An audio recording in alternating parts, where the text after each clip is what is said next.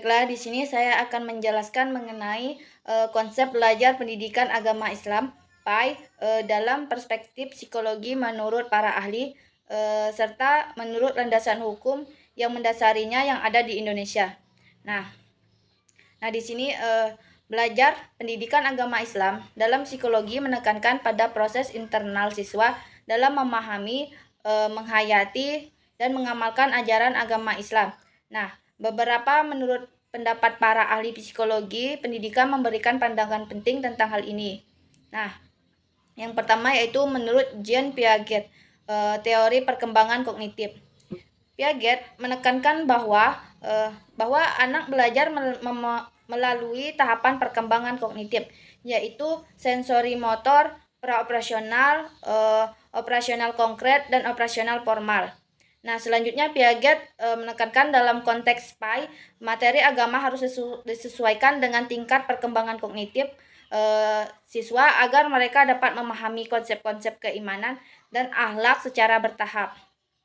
Nah, yang selanjutnya yaitu menurut B.F. Skinner, teori behavioristik. Belajar adalah perubahan perilaku yang dapat diamati sebagai hasil dari stimulus respon. Nah, selanjutnya dalam konteks PAI, perilaku religius seperti sholat, membaca Al-Quran, atau berperilaku jujur dapat diperkuat melalui penguatan positif reward. Nah, yang ketiga ada Bloom, taksomoni tujuan pembelajaran. Nah, Bloom berpendapat menyusun 3 ranah utama. Yang pertama kognitif pengetahuan, yang kedua efektif sikap, dan psikomotor atau perilaku.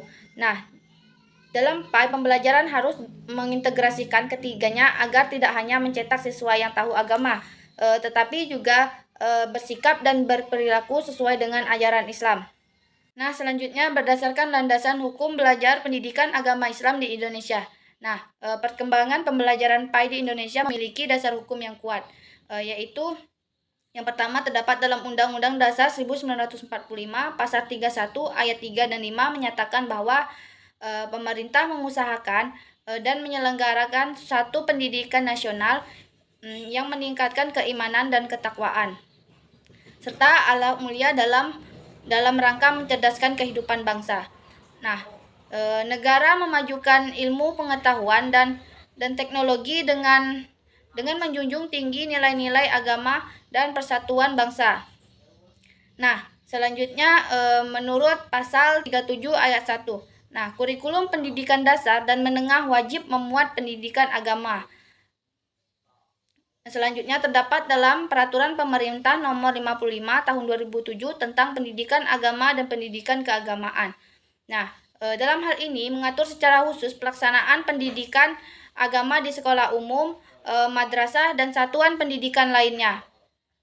Nah, pendidikan agama adalah usaha sadar dan terencana dalam menyiapkan peserta didik untuk memahami, menghayati, dan mengamalkan ajaran agama. Nah, selanjutnya terdapat dalam Peraturan Menteri Agama atau PMA Nomor 16 tahun 2010 menyatakan bahwa pembelajaran pendidikan agama Islam bertujuan untuk membentuk peserta didik menjadi manusia yang beriman, bertakwa, dan berakhlak mulia. Jadi dapat disimpulkan konsep belajar pendidikan agama Islam dalam psikologi menekankan pentingnya pendekatan perkembangan lingkungan sosial, keteladanan, dan penguatan karakter agar peserta didik tidak hanya tahu tetapi juga menghayati dan mengamalkan nilai-nilai Islam di Indonesia. Nah, PAI memiliki landasan hukum yang kuat yang mengintegrasikan agama ke dalam sistem pendidikan nasional secara formal dan secara struktur.